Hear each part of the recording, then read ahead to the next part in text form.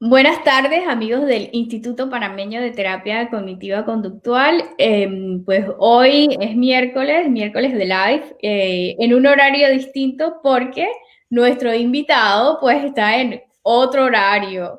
Es la 1 de la tarde para Panamá y las 7 de la noche para el doctor Vicente Simón, pues con el cual estamos muy agradecidos por su disponibilidad de tiempo para participar de estos live que lleva el Instituto Panameño de Terapia Cognitivo-Conductual. Doctor, le doy la bienvenida a este espacio educativo y pues le cedo este momento para que pueda saludar a toda la gente que nos sigue y que está pendiente de nuestros live en Panamá y pues en otros lugares del mundo que nos ven.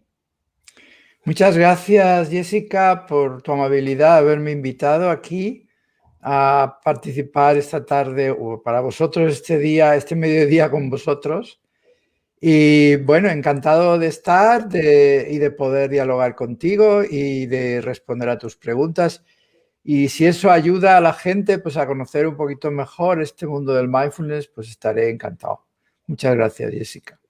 Muchísimas gracias. Bueno, yo aprovecho para presentarles al doctor Vicente, pues quien es español, nació en Valencia, estudió medicina y cirugía y también pues trabajó como asistente investigador del Departamento de Fisiología de la Universidad del Ruhr en Alemania y pues ahí fue donde el doctor comenzó a interesarse por todo el tema de la conducta humana y cuando regresa pues a Valencia estudia psiquiatría.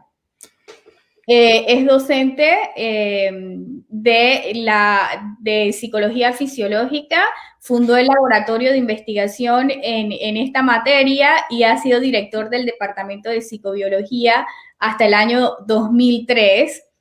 Y bueno, obtuvo el título de profesor agregado de psicología fisiológica y es catedrático en psicobiología.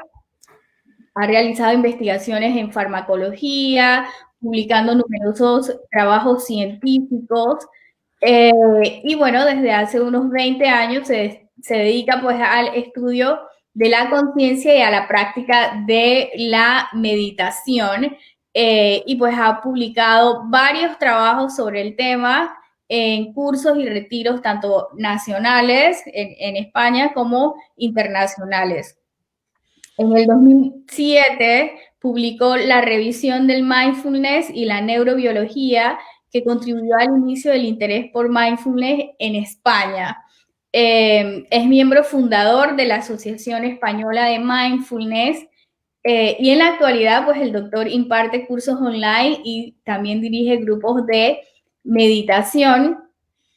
Es académico correspondiente de la Real Academia de Medicina de la Comunidad Valenciana y pues es autor de múltiples libros como Iniciación al Mindfulness, Vivir en plena atención, Aprender a practicar mindfulness, La compasión, el corazón de mindfulness, El corazón del mindfulness, La conciencia amable para cuando sufras versus mindfulness y sabiduría. Pues es pues la trayectoria como especialista, doctor, eh, es bastante grande y como le decía, pues para nosotros es realmente un honor que haya pues aceptado nuestra invitación para estar con nosotros en este espacio, que quisiéramos aprovechar al máximo todos sus conocimientos.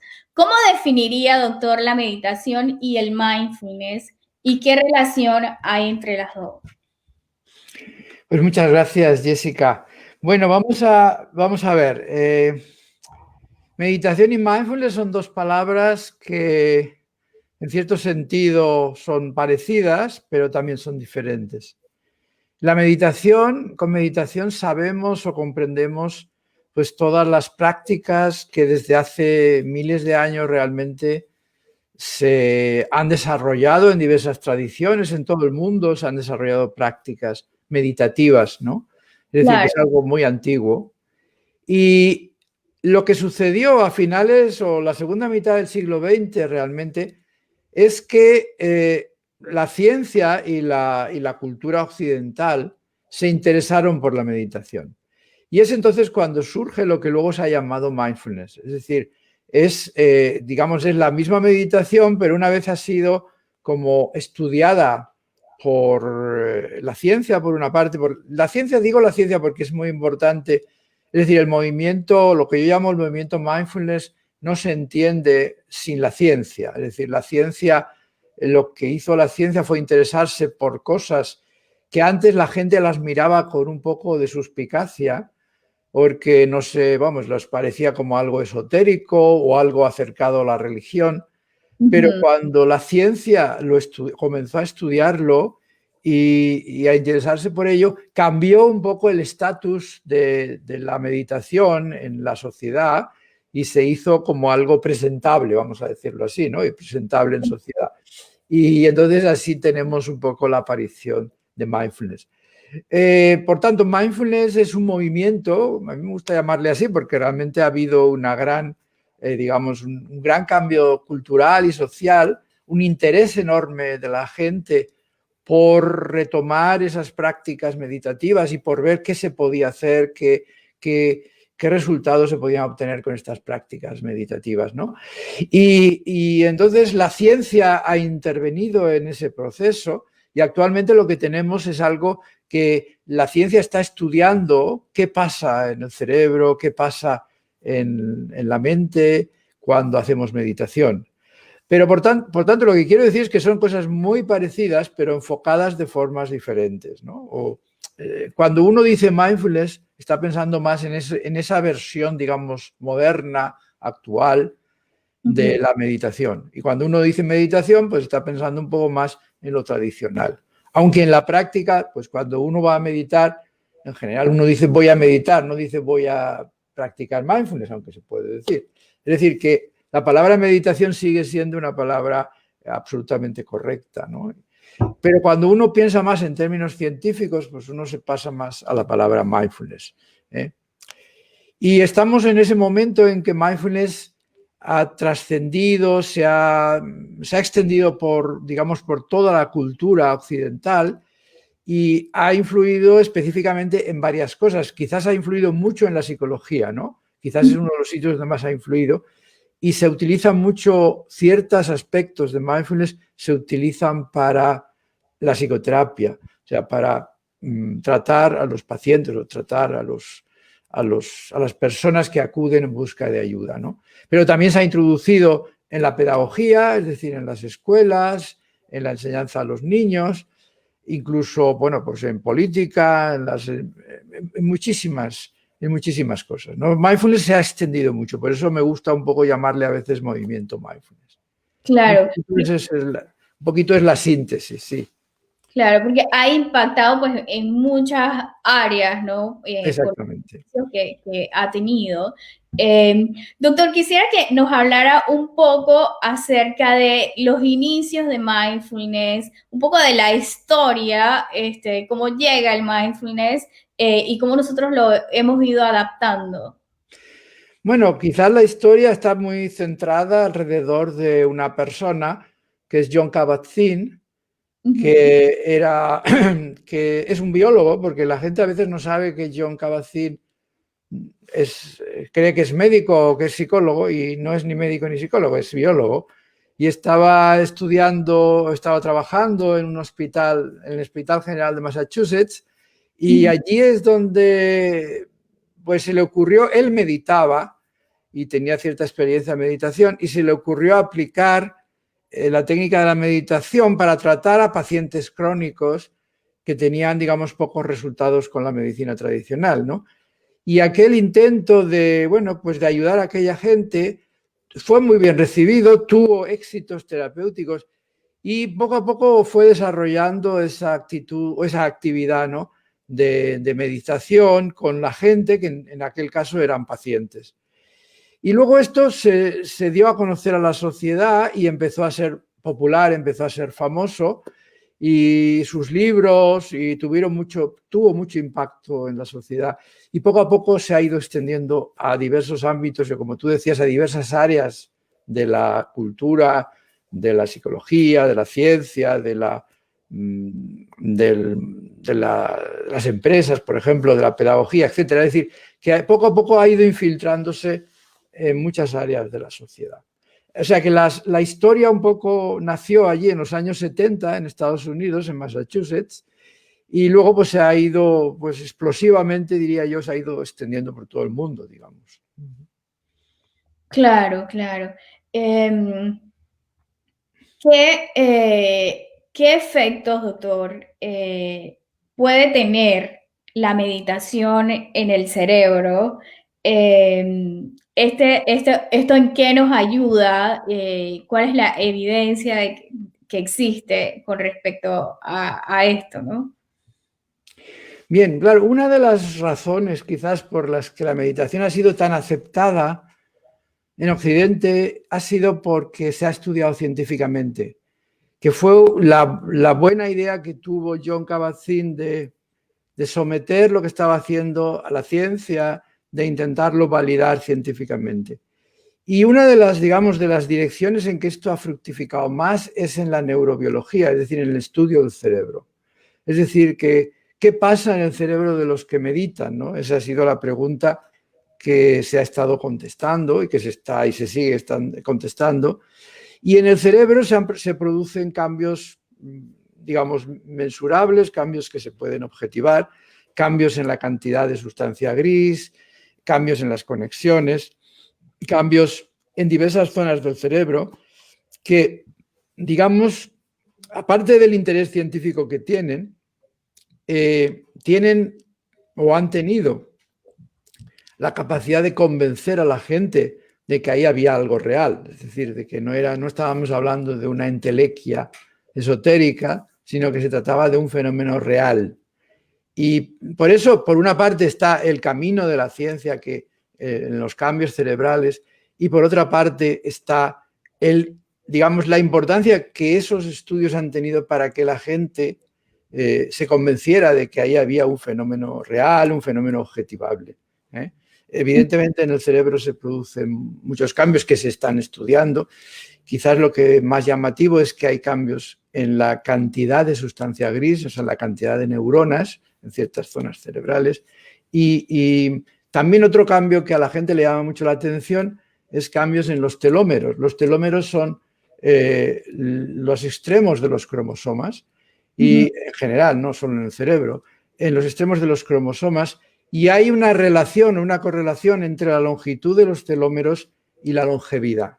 Quiere decir que cuanto más largos son los telómeros, más se vive, ¿no? Es un predictor de la longevidad. Y entonces lo que se ha visto es que la práctica de la meditación tiende a alargar esos telómeros y por tanto tiende a alargar, supuestamente, claro, no hay una prueba total, pero tiende a alargar la vida, ¿no? Es decir, a mí me parece que lo que ha puesto en marcha, aparte de que ha puesto en marcha todo este camino de la ciencia en el cerebro, es que eso ha tenido mucha importancia para que la gente realmente creyera que la meditación era un fenómeno real y con cambios, digamos, morfológicos y cambios materiales, por así decirlo, ¿no? Es un poco, me hace un poco de gracia, porque es que es como necesitar que te demuestren que cambia la materia para que creas en algo que en principio no era material, ¿no? Es un poco un círculo curioso. Pero bueno, bien, es igual. Es lo que ha pasado, es lo que ha pasado. Yo creo que la meditación pues, nos introduce sobre todo en el mundo interior de cada uno, ¿no? Nuestro mundo interior, que es un mundo, digamos, un poco descuidado, porque vivimos en un mundo muy materialista, en un mundo en que estamos muy, muy manipulados por los estímulos externos, por pues ahora las redes sociales, internet, etcétera. Y entonces es como nuestro refugio, ¿no? El meternos en el mundo interno, en meditar, que es un poco lo que podemos estar seguros que de momento nadie nos ve. O sea, que de momento no nos pueden saber lo que está pasando en el cerebro. Con el tiempo quizás cambie, pero de momento no. Y bueno, entonces darle valor, o sea, esto la meditación es darle valor al mundo interno. poner en valor el mundo interno, que es algo real, es algo que nosotros tenemos y que es una riqueza enorme del ser humano. Y por eso yo también invito a la gente que a lo mejor no lo ha pensado desde ese punto de vista, pero que dedique un tiempo a reencontrarse consigo mismo, que dedique un tiempo a descubrir cuál es su mundo interno, cuál es ese mundo en el cual vivimos también y que es tan real como el mundo externo. Claro, sí, porque como acaba de decir, lo que nos pasa regularmente es que nos vamos en el tiempo, en lo que ocurre en nuestra vida diaria y pues que nos lleva como ¿sabes? En un tren que no para y entonces no hacemos conciencia de nosotros mismos ni nos detenemos a mirar, ¿no? Entonces tiene que a veces ocurrir como un fenómeno importante para que puedas entonces mirar hacia adentro y creo que esa no es la idea, doctor, ¿verdad? Exactamente. Yo ponía un ejemplo hace unos días, que es un ejemplo quizás que puede parecer muy trivial, pero yo creo que expresa bien lo que pasa.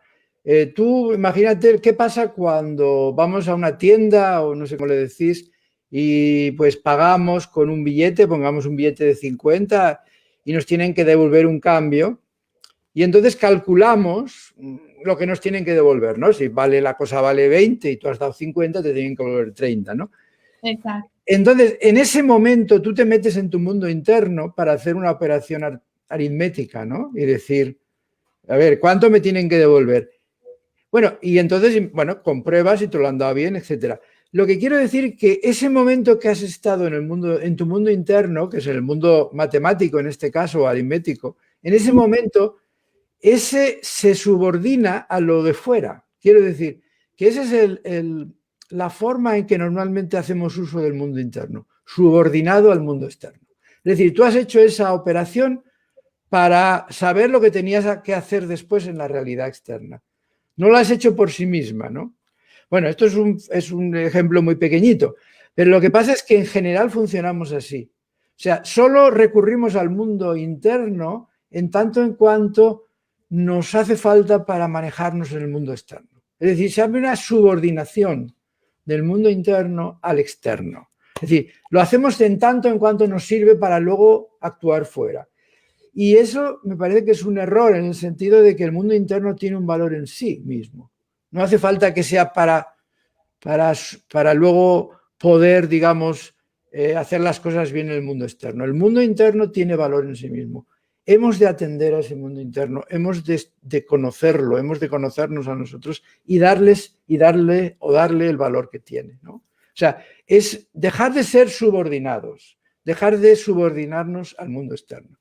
Porque eso es lo que está pasando, que casi todo lo que hacemos en nuestro mundo interno lo hacemos para, ¿comprendes? Para obtener una cosa fuera. Y Ajá. no, el mundo interno tiene un valor en sí mismo, no hace falta que sea para obtener nada fuera, aunque también nos sirve, por supuesto, pero no es solo para eso. Eso es lo que yo quiero un poco transmitir, que hay que pensar que el mundo interno tiene un valor en sí mismo, que los ratos que pasamos en meditación, por ejemplo, que pasamos con nosotros mismos, tienen valor en sí mismos, o sea, tienen un gran valor. No solo porque luego nos ayuden a hacer cosas o a tener éxito en el mundo externo, sino tienen valor en sí mismo, tienen el enorme valor que el ser humano tiene dentro de sí. Claro, me parece súper interesante y profundo porque pocas veces pues lo pensamos de esa manera, doctor, ¿no? Estamos como acabamos de comentar en la carrera de poder suplir la necesidad de que nos demanda el mundo externo, ¿no? En ese sentido, doctor, ¿cómo construimos ese mundo interno? O sea, ¿cómo lo desarrollamos? ¿Cómo hacemos conciencia de esto? Y por ahí mismo, si existen algunas fases de entrenamiento del mindfulness, ¿cómo es que uno inicia a meditar? ¿Cómo es que uno pues se introduce en este mundo de la meditación y del mindfulness y cuáles son los cambios que podríamos esperar. Yo ya sé que estoy haciéndole como muchas preguntas a la vez. Pero Bueno, yo lo que quisiera un poco para terminar de dar la vuelta a lo que decía antes, Ajá. lo que quería decir es que a veces también, incluso cuando se hace propaganda de mindfulness, se acaba diciendo que sirve para cosas del mundo externo, ¿no? Entonces sirve para calmarse, todo sirve para lo que luego vas a hacer hacia afuera, lo cual es verdad, pero además tiene un valor interno, ¿no? Y entonces si tú me preguntas eso cómo se hace o qué técnicas o qué cosas podemos hacer, bueno, pues claro, yo enfocado desde otro punto de vista y últimamente yo digamos, lo he trabajado y de hecho mis cursos van dirigidos un poco en esa dirección, es el desarrollo de la conciencia humana. Es decir, hay que tener en cuenta que la conciencia, o sea, el hecho de darnos cuenta de las cosas, porque al fin y al cabo eso es la conciencia, apareció en la Tierra hace muchos millones de años, parece que son unos 500 millones de años, en las primeras especies que tenían conciencia, y luego se ha ido desarrollando y nosotros, los seres humanos, tenemos una conciencia muy especial. Es decir, nosotros no solo podemos darnos cuenta de lo que pasa en el mundo externo y en el mundo interno, sino que tenemos la capacidad de observar la propia mente, es decir, de distanciarnos de la propia mente, cosa que otras especies probablemente no pueden hacer. Vamos, no hay ninguna señal de que puedan hacer, por lo menos en el grado que podemos hacer nosotros. Es decir, que nosotros podemos observar a la mente, distanciarnos de ella y ver lo que hace. Y consecuentemente podemos cambiar la mente, ¿eh? Por tanto, un poco la meditación empieza con esa actitud de observar lo que está haciendo tu mente. A mí me gusta definirla con una frase de un antiguo monje vietnamita que se llamaba Ajahn Chah, que algunos conoceréis, y que dice esta frase que a mí siempre me ha gustado mucho. Dice, aparezca lo que aparezca en la mente, simplemente obsérvalo. Y ese es el principio de la meditación. Es decir, que tú te retires hacia adentro y observes lo que hace tu mente. ¿Qué es lo que está haciendo mi mente? Y entonces la mente es como, digamos, te pones como en un teatro o en un cine y observas lo que tu mente hace. Y lo observas digamos, distanciamiento, lo observas sin reaccionar. O sea, no se trata de reaccionar a lo que pasa, sino de observar lo que está pasando.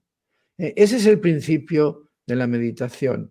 El encerrarse en uno mismo, el retirarse dentro de uno mismo y observar qué hace la mente y empezar a conocer cuál es tu mente. Porque estamos todo el día ahí con ella, estamos todo el día, de hecho estamos como manejados por la mente, pero no la conocemos. Y esto es la postura esta de la meditación nos lleva a conocernos a nosotros mismos, a conocer nuestra mente. Y cuando uno la observa mucho tiempo, tiene la paciencia de observarla, poco a poco empieza a conocerla y también al mismo tiempo se va distanciando de ella, o sea, se va desidentificando de la mente. Y esa es la maravillosa capacidad de la conciencia humana, la de distanciarse de la propia mente y al fin y al cabo de poder cambiar el funcionamiento de la mente, ya cuando uno tiene un poquito más de experiencia, ¿no? Por tanto, es un proceso de conocimiento de sí mismo y que en la práctica, pues, no sé, muchos ya conoceréis y tú, por supuesto, conocerás lo que se hace, ¿no? En la práctica es ese observar la mente, es ese encerrarse o mirar hacia adentro, mirar hacia el mundo interior y observar lo que hace tu mente. Eso es un poco el principio de esto, ¿eh? Claro, claro. Me parece pues muy, muy interesante, porque pues como decía, doctor, pues en muy pocas ocasiones, pues cuando le preguntas a la gente puede hacer esto porque está, como hablamos, metido en muchas situaciones de la vida diaria. Entonces sí es bueno poder practicarlo por los efectos fisiológicos que tiene, ¿no? Sí, claro, una de las cosas que la gente, digamos, anhela más es la calma, la tranquilidad, el no sentirse agobiado por generalmente esa corriente de pensamientos, ese tumulto de pensamientos que prácticamente la gente tiene metida en la cabeza. Quiero decir que es lo que se llama la mente de mono, el estar dándole vueltas a las cosas, las preocupaciones, los miedos, etcétera. Eso que la mente no para.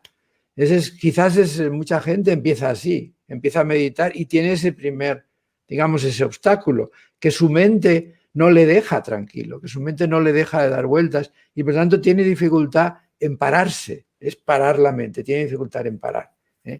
Y bueno, y cuando empieza uno a meditar, pues lo que se le enseña es a parar esa mente y a que pueda tranquilizarse un poco. O sea, por eso la meditación también es muy, digamos, muy apreciada por su efecto calmante sobre la ansiedad y sobre el estrés, porque estamos muy estresados. El ser humano, vamos a ver, todos los seres vivos superiores, estamos preparados para tener el estrés agudo, el estrés de un peligro. De repente aparece un peligro, aparece un animal, alguien nos ataca, hay que hacer algo. Eso lo llevamos bien. Lo que llevamos mal es el estrés continuo. Pero eso es lo que nos está pasando a los seres humanos, que estamos estresados todo el día, estamos siempre sufriendo por lo que puede pasar. Y por eso es tan importante la meditación como arma para frenar ese estrés, para parar ese tío vivo de pensamientos, de temores, y decir, bueno, vamos, para un poco y vamos a tranquilizarnos, ¿no? Porque el estrés crónico, el estrés ese nos hace mucho daño a los seres humanos, a todos los animales también, pero a nosotros nos hace mucho daño y se transforma generalmente pues, en enfermedades, en fin, en muchos acontecimientos bastante adversos, ¿no? Por tanto, por eso la gente se acerca mucho a la meditación buscando esa tranquilidad, esa calma, esa paz interior, que evidentemente es algo que la meditación puede llegar a proporcionarnos. Claro. Sí, estaba pues conectándome con cómo pues todos llevamos como ese estrés sostenido en el tiempo, ¿no? Que es el que pues hace énfasis en que nos hace daño a todos. Doctor, quisiera que nos hablara un poquito de cómo es vivir con atención plena.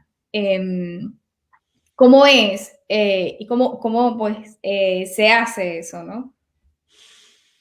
Bien, bueno, vivir con atención plena es un poco, vamos a ver, es un poco darnos cuenta de lo que está pasando en cada momento, ¿no? Eso es lo que se llama atención plena, que también, como sabrás, es una traducción de la palabra mindfulness. Hay que tener en cuenta que mindfulness es una palabra inglesa que a su vez traduce una palabra del Pali, que es sati, y que todas estas traducciones tienen sus inconvenientes, ¿no? Es decir, y luego cuando lo traduces al español, pues también tiene sus inconvenientes. En el fondo, la traducción, digamos, oficial de mindfulness es consciencia plena o atención plena, ¿no? Y lo que, en principio, el elemento más destacado de esta atención plena es que tu atención, o sea, la atención es lo que dirige hacia dónde va la atención, ¿no? O sea, la atención es a qué estoy yo dirigiendo en este momento mi capacidad. O sea, ¿qué está siendo recibido por mi conciencia en este momento? Yo te puedo atender a ti, puedo mirar ahora tu imagen o puedo mirar la luz que me ilumina o la imagen de la pantalla. Entonces, la atención plena quiere decir que en vez de darle vueltas a tus pensamientos, a tus preocupaciones del día o a la lista de la compra, te das cuenta de lo que está pasando en cada momento, de lo que estás haciendo en cada momento, o si no haces nada, si estás con los ojos cerrados, de lo que está pasando en tu mente en cada momento. Eso es lo que normalmente se llama, o lo que se llama atención plena. Y que en general está contrapuesto a lo que la mayoría de la gente la mayoría del tiempo hace, que es ir continuamente o bien dándole vueltas a las cosas o bien reaccionando continuamente a lo que está pasando, a lo que pasa en el mundo externo, ¿no?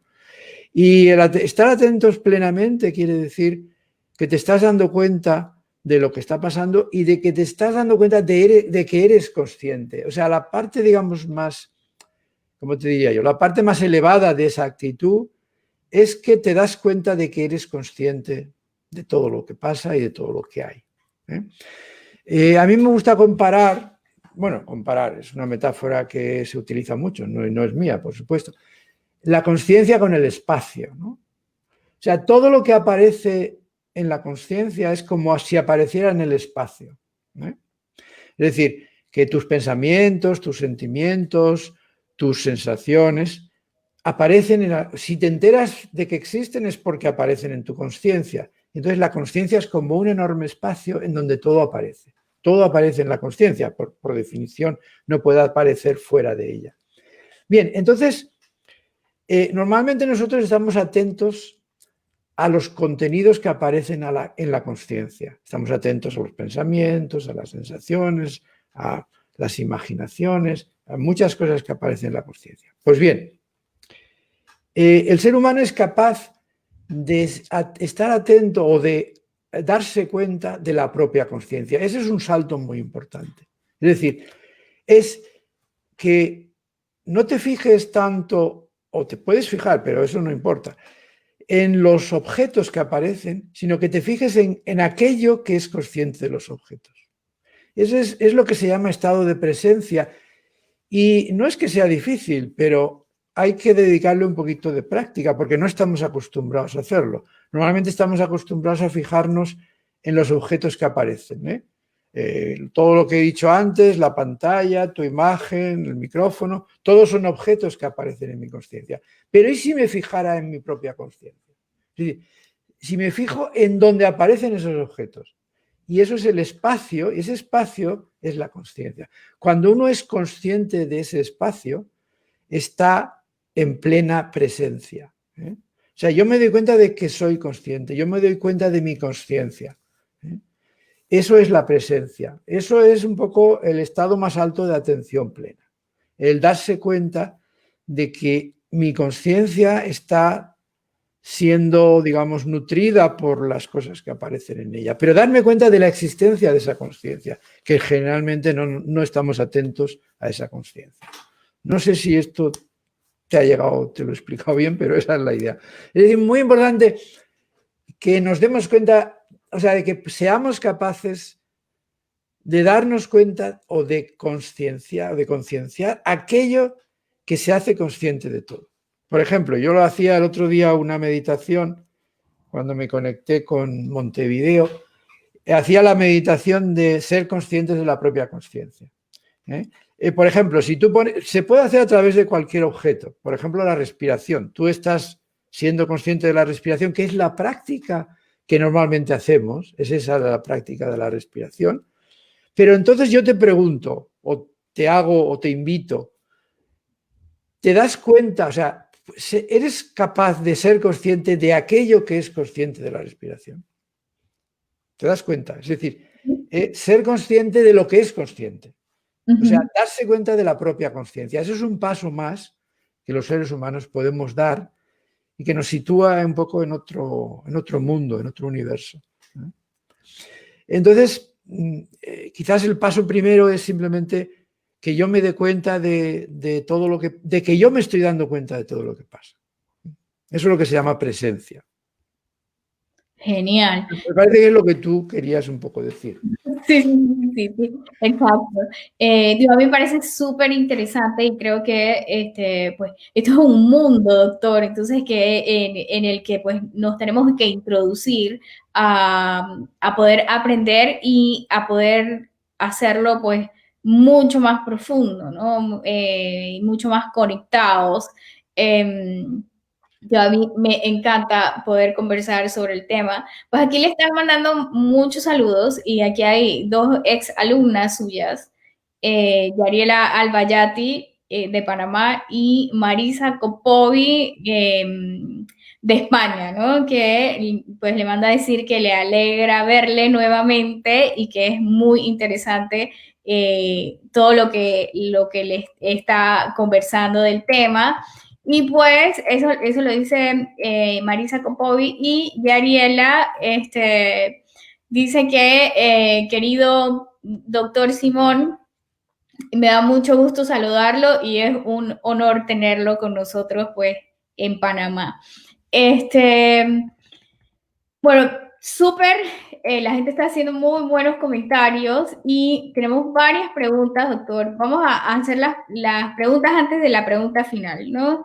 Aquí el profesor Fabio Betancourt de la Universidad de Panamá pregunta si puedes relatarnos algunas experiencias enseñando la práctica de mindfulness a consultantes en estos momentos en que vivimos con miedos a contagiarnos del COVID-19, de la COVID-19. Bien, vamos a ver. Claro, esto se refiere la pregunta, creo yo, al aspecto, digamos, terapéutico, ¿no? De mindfulness. ¿Eh? Sí.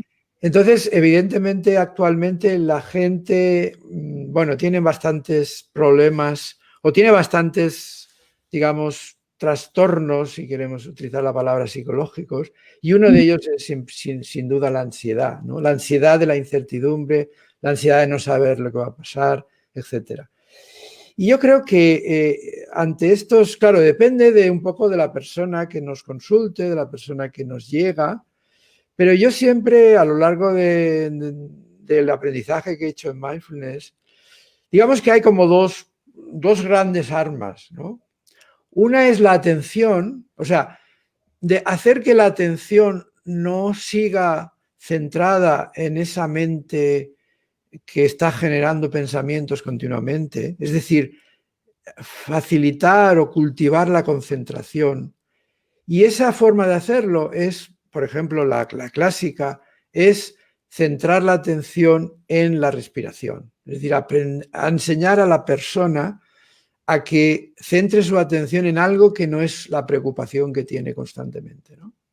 Esa es una de las, digamos, de las vías importantes. Y la otra vía que a mí siempre me ha resultado muy práctica es, esto exigiría más tiempo, pero bueno, en breve, es la vía de la autocompasión. Es decir, de quererse a sí mismo y ser para uno mismo un ser cariñoso, comprensivo, es decir, que uno a sí mismo se quiere y se consuela o se, digamos, se ayuda a sí mismo, ¿no? Yo creo que son las dos grandes vías que no son incompatibles. Por una es enseñar a la gente a que se concentre en algo que le aleje de sus pensamientos y por otra parte que se dé a sí mismo cariño porque está sufriendo. Es decir, el cariño, la compasión es algo profundamente humano, es algo natural y que lo dirigimos normalmente hacia otras personas cuando sufren, pero se puede dirigir hacia uno mismo. Y si eres capaz de dirigir esa compasión hacia ti mismo, pues te consuelas y te tranquilizas. Es algo profundamente humano. Y por eso digo que se puede manejar esas dos armas, la de la concentración y la de la compasión con uno mismo. Claro, esto quizás exigiría más detalles, pero que eso está en la literatura psicológica, está en la literatura de mindfulness, y invito, por tanto, a esas dos direcciones como forma de atender a la gente que viene a uno, si ese es el caso, que viene a uno pues con esa sensación de incertidumbre, de, de miedo. Y por otra parte, claro, hay un aspecto humano que el sufrimiento, siempre los seres humanos sufren y siempre han sufrido y siempre vamos a seguir sufriendo, ¿no? Hay una parte que se tiene que aceptar como parte del ser humano. Del ser humano implica cierto sufrimiento. Pero claro, hay que un poco ayudar a la gente o acompañar a la gente en ese sufrimiento procurando disminuirlo. Claro, doctor, me llama la atención que uno de sus libros se llama El corazón del mindfulness, la conciencia amable, ¿no? Entonces, pues me conecta con esto que acaba de relatar, ¿no? De que esa conciencia, pues, tiene que ser amable, cariñosa, con uno mismo, ¿no? Que sea como de autosostén, ¿no? Eh, Quisiera que, pues nos ampliara un poquito de eso. Bueno, esto corresponde a la etapa en que yo estuve estudiando con el doctor Germer, Christopher Germer, de Boston, que un poco ha sido, junto con otras personas, ha sido un poco el que ha introducido la autocompasión en el mundo científico. Es decir, la autocompasión es algo que ha existido siempre, ¿no? El budismo y, bueno, en todas partes, ¿no? Claro. Pero de aquella época en que yo estuve sobre todo en contacto con él y con Kristin Neff, que es digamos, la científica que ha publicado mucho sobre la autocompasión, bueno, pues aprendí ese hecho fundamental que actualmente se vive como muy ligado a mindfulness, que es el hecho de cultivar la autocompasión, el cariño, es decir, la reacción del ser humano ante el sufrimiento, la reacción sana ante el sufrimiento, cuando ve sufrimiento, es la compasión, es el querer ayudar a la otra persona y, digamos, dirigirle su afecto, su cariño, a ser posible su ayuda si puede hacer algo, ¿no? Pues bien, lo maravilloso de la autocompasión o, digamos, del ser humano es que puede hacer lo mismo consigo mismo. Es decir, que puede dirigir ese cariño hacia sí mismo. Y aunque esto es sencillo, pero a la gente no se le ocurre, no se le ha ocurrido. Por eso es muy bueno y muy práctico enseñarlo, ¿eh? Es decir, que hacerle caer a la gente en la cuenta de que puede dirigir su cariño hacia sí mismo. Y entonces ya no se siente tan solo, ya no se siente se siente querido y se puede querer uno a sí mismo o a sí misma. Eso es la esencia de la autocompasión. Y enseñar eso no es difícil y es como muy agradecido, porque la gente realmente cuando descubre eso dice, uy, pues no se me había ocurrido. A veces puede ser simplemente ponerse las manos sobre el corazón, ¿no? Y desearse a sí mismo el bienestar y la felicidad.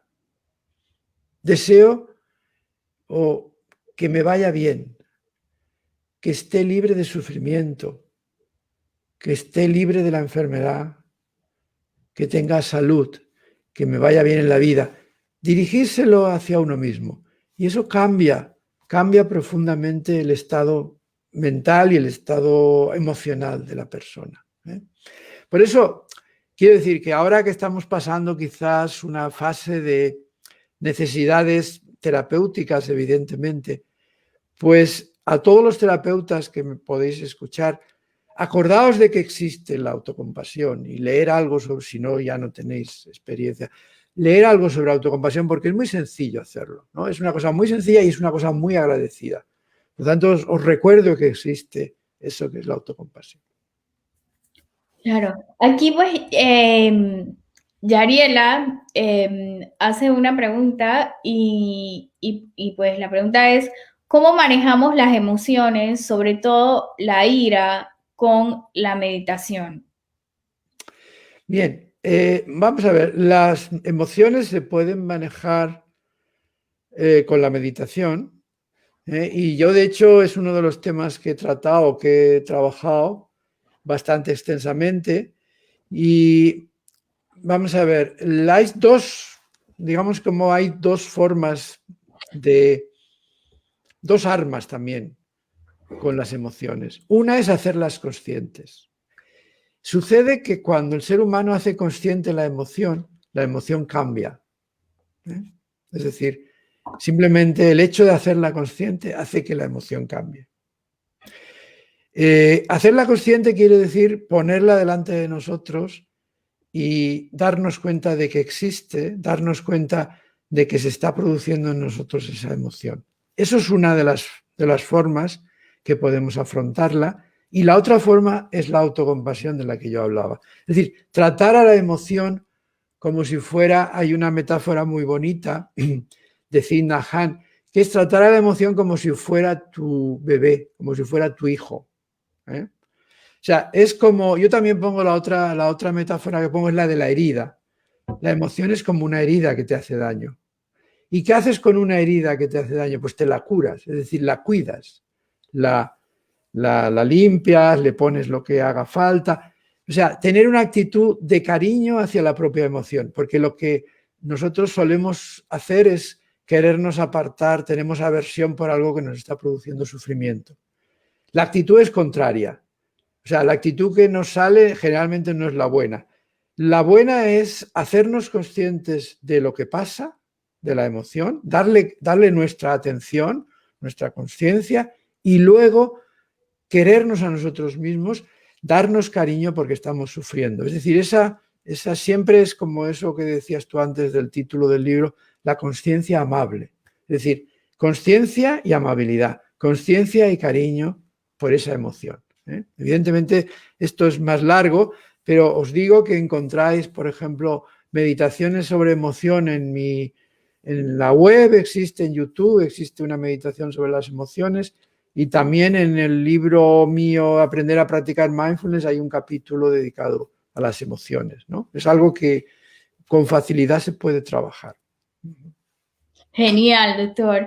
Me parece súper bueno, pues, las recomendaciones para la respuesta a Yariela, ¿no?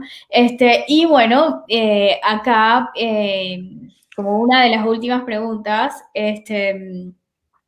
la pregunta es, ¿qué cosas nos puede recomendar o qué herramientas puede usted pues dejarnos a todo el público que nos está mirando y nos sigue en estos live? ¿Qué recomendaciones nos ofrecería? Bueno, yo lo que claro que hay muchas, seguro que hay muchas situaciones muy diferentes de gente que tiene experiencia, gente que no tiene experiencia. Lo que yo les diría es que la meditación es algo que se va creando, o sea, ese cuidado del mundo interior se va haciendo en el día a día. Por tanto, requiere constancia, requiere paciencia, requiere continuidad, como casi todas las labores humanas, requiere eso, constancia, paciencia. Y entonces, pues que se acerquen a ello de alguna forma, bien sea, hoy día hay muchas facilidades online, yo mismo tengo ahora un curso programado y, en fin, existe una enorme cantidad de facilidades para meditar. Cuando las cosas vuelvan a la normalidad, pues les diría que acudieran a un grupo de meditación local, que encuentren un grupo de gente que tiene las mismas motivaciones y que dedique un tiempo, una vez a la semana, a reunirse con gente que quiera meditar para dejarse ayudar por los demás. Y si no, pues que recurra incluso a la lectura. Yo empecé prácticamente solo, empecé leyendo, o que recurra hoy día a los cursos online, que existen muchísimos, ¿no? Pero lo esencial es que uno tenga la voluntad de hacerlo y que tenga la voluntad y que esa voluntad se transmita o se traduzca en una dedicación de tiempo, que no tiene que ser mucho, pero tiene que ser constante, a ese descubrirse a sí mismo, a ese cultivar el mundo interior. O sea que esa es mi invitación. Luego hay muchos grados digamos, de los que sois terapeutas, por ejemplo, pues evidentemente hay muchos cursos de aplicación de mindfulness a la terapia, ¿no? Pues también eso es otro nivel un poco más alto. Pero bueno, que lo importante en el fondo es que uno se meta en la meditación, primero a nivel personal, antes de hacer las cosas, digamos, para ayudar a los demás, que está muy bien, antes uno tiene que empezar por uno mismo. Eso sería un poco también el mensaje principal.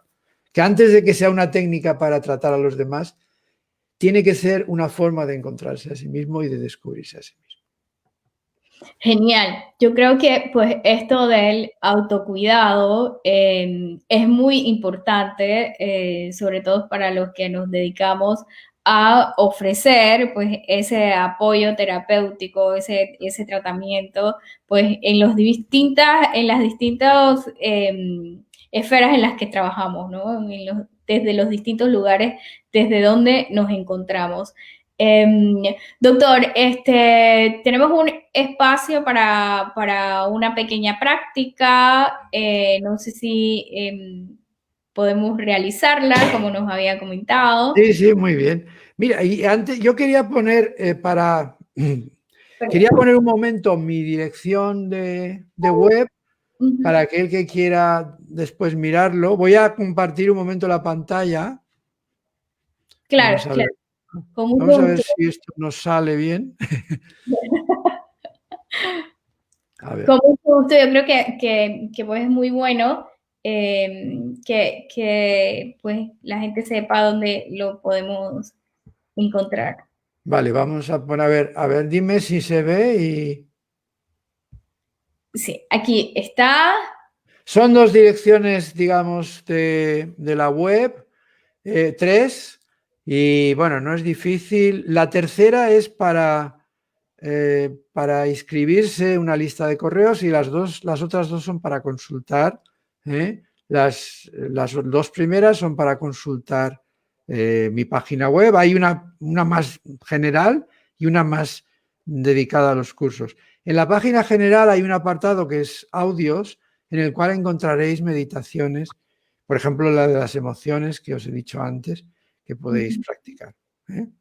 Bien, simplemente quería dar la oportunidad de que tomarais nota a los que les pueda interesar estas direcciones y si queréis, pues vamos a pasar a realizar una pequeña práctica, ¿de acuerdo?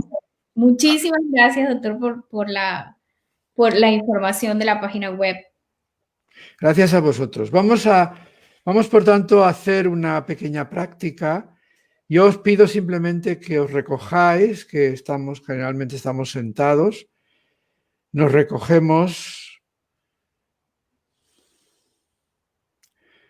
Vamos a respirar un par de veces tranquilamente, lentamente.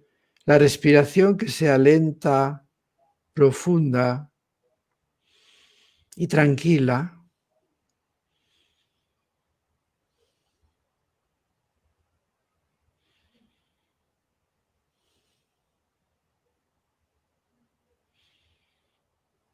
Vamos a tomar conciencia de nuestro cuerpo, de nuestra postura.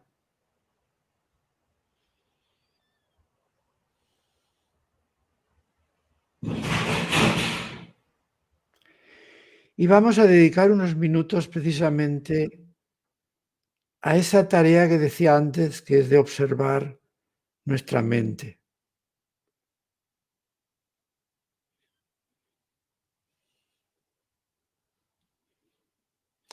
Podemos empezar por lo que suele ser lo más básico, que es observar la respiración. Entonces os pido y os animo simplemente a que tratéis de dirigir la atención al ciclo respiratorio, en el cual encontramos cuatro partes. Encontramos la inspiración, luego viene una pequeña pausa, luego viene la expiración, que suele ser un poquito más larga, y luego viene la segunda pausa, que es la más larga, antes de volver otra vez a la inspiración. Entonces, lo que os voy a pedir simplemente es que dirijáis la atención a ese ciclo, a esas cuatro partes, y que procuréis que la atención no se despiste, que se mantenga siempre, todo el rato, en la respiración. Es decir, que no haya prácticamente ni un momento en que la atención no esté centrada en la respiración, no esté siguiendo la respiración. Vamos a ensayarlo un poco.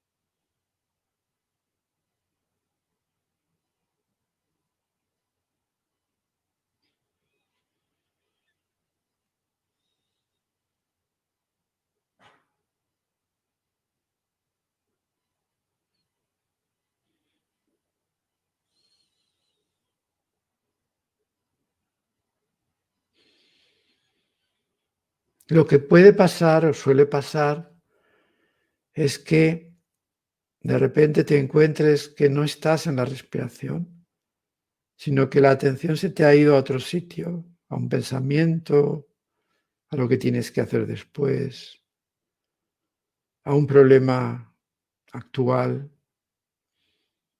Bien, si eso pasa, lo único que hay que hacer es volver lo más pronto posible a atender a la respiración y tratar de mantenerse ahí, en la respiración. Y no enfadarse con uno mismo, porque esto es normal. Hay que tener en cuenta que uno acude a la meditación, dejándose fuera toda la autocrítica. Es decir, hay que dirigirse a la meditación con la mejor de las voluntades, pero tampoco sin, digamos, sin enfadarse, sin alterarse, cuando las cosas no salen como uno se las había imaginado. Simplemente es un rato en el que practicamos con nuestra mente, en el que estamos atentos a lo que pasa allí y estamos aprendiendo de cómo somos realmente.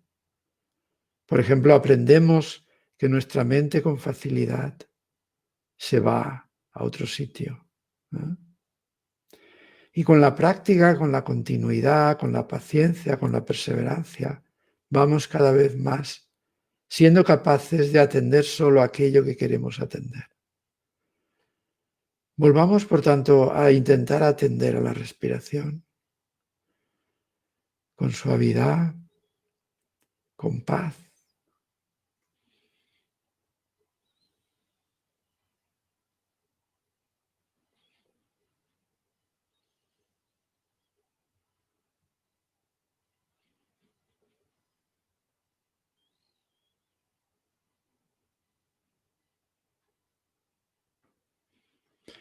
Quizás podemos darnos cuenta de cómo la respiración se va calmando, se va enlenteciendo naturalmente y cómo esos movimientos de la respiración van extendiéndose a todo el cuerpo.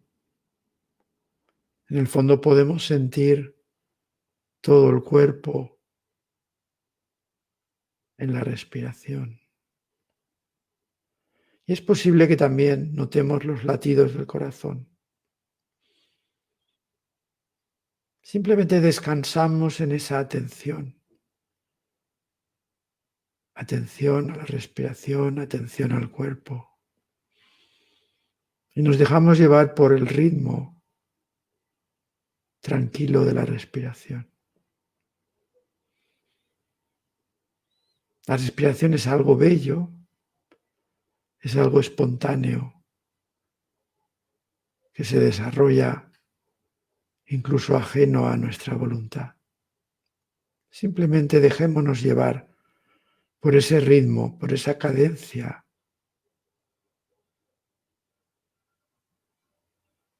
Y dejemos que nos vaya tranquilizando, que nos vaya calmando.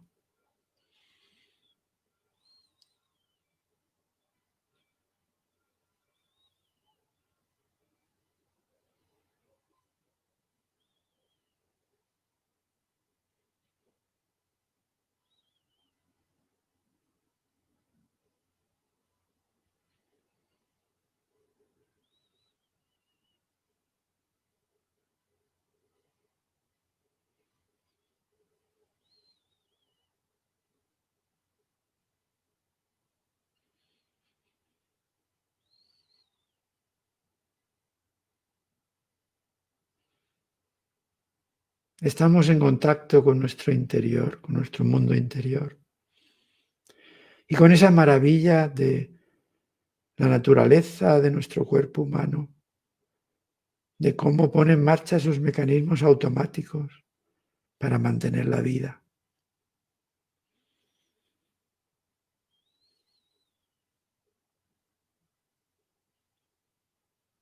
Dejémonos llevar por ese ritmo, por esa cadencia.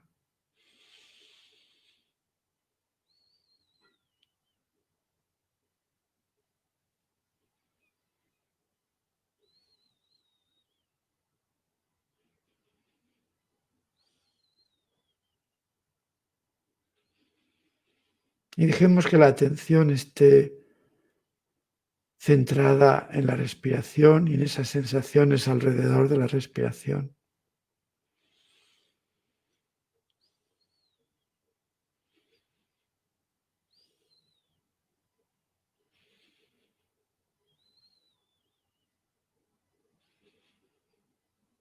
Somos conscientes de la respiración.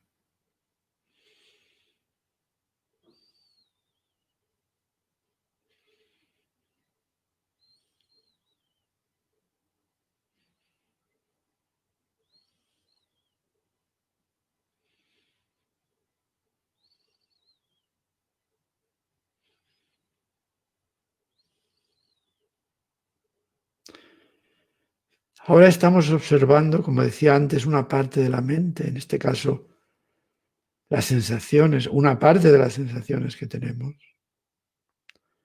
concretamente las ligadas con la respiración o la respiración. Y la respiración es importante porque cuando realmente conseguimos abstraernos en ella, cuando conseguimos hacerla el centro de nuestra atención, ella va calmándonos naturalmente, espontáneamente. Va calmando nuestro cuerpo, va calmando nuestro corazón y va calmando nuestra mente.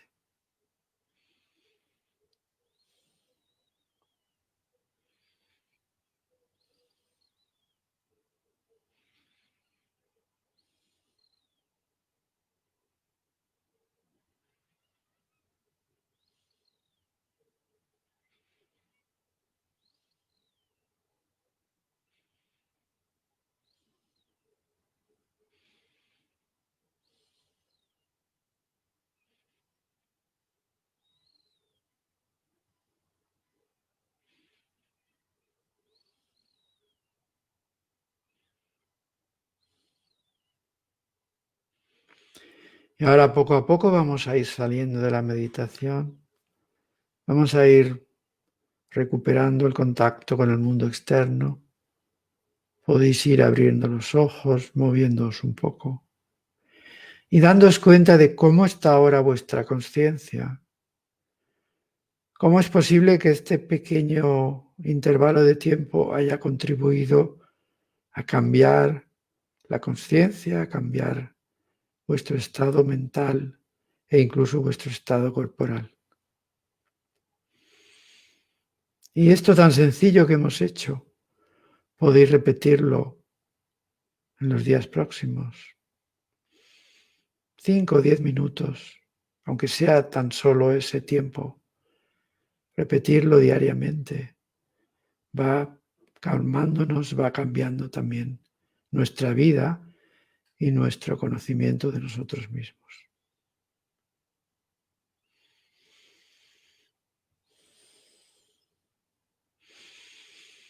Bien, pues ahí tenéis una pequeña experiencia meditativa que os invito a repetir en el futuro. Muchísimas gracias, doctor. Pues increíble, pues la calma y el bienestar, y el estar con uno mismo, ¿no? Yo de verdad que me siento en un estado de quietud. Eso se trata, de eso se trata también. Me siento genial. Yo creo que el ejercicio ha sido muy bueno y pues qué bueno que nos haya podido dejar este ejercicio pues para seguirlo practicando y que pues sea el inicio de las personas que pues no lo han practicado aún o no se han decidido por la práctica de la meditación. Quiero agradecer muchísimo su disponibilidad, este espacio para estar con nosotros desde el Instituto Panameño de Terapia Cognitiva Conductual. Pues estamos muy, muy agradecidos por este compartir de conocimiento y de experiencias. Y bueno, le dejo este espacio para que pueda despedirse de la gente que nos ha estado viendo esta tarde, pues que tenemos gente de distintas partes en este live. Pues muchas gracias. Ha sido un placer para mí estar con vosotros. Gracias a Yariela, que fue quien tomó el contacto, estableció el contacto conmigo, a Jessica, que tan amablemente ha dirigido este diálogo o conversatorio, como lo llamáis vosotros, porque es una palabra que a nosotros nos hace gracia, pero es muy buena palabra, muy bonita. Y nada, invitaros a que, bueno, a que os animéis a meditar y daros las gracias por vuestra atención y desearos que las cosas vayan bien por allí. Todos estamos pasando, bueno, momentos difíciles. Ahora se acerca la Navidad y aquí están aumentando los casos y la gente está preocupada. Yo deseo que os vaya bien desde el punto de vista, digamos, de salud y también desde el punto de vista personal, de bienestar, que podáis celebrar las fiestas con vuestros seres queridos y que, en fin, que mis mejores deseos para vosotros, para vuestros seres queridos. Y espero que alguna ocasión, pues cuando las cosas mejoren, pues yo me pueda acercar por allí y saludaros en persona a todos. Muchas Por gracias. supuesto, doctor. Yo creo que en el rol educativo del Instituto Panameño de Terapia Cognitivo-Conductual, pues sería para nosotros grandioso tenerlo por acá, por Panamá. Así que ojalá y las cosas mejoren. Nosotros también le deseamos pues unas felices fiestas de fin de año, una feliz Navidad. Y bueno, yo quiero decirles pues a todos los panameños que también estamos en la misma situación y pues a toda la gente que nos sigue, realmente están también aumentando los casos en Panamá.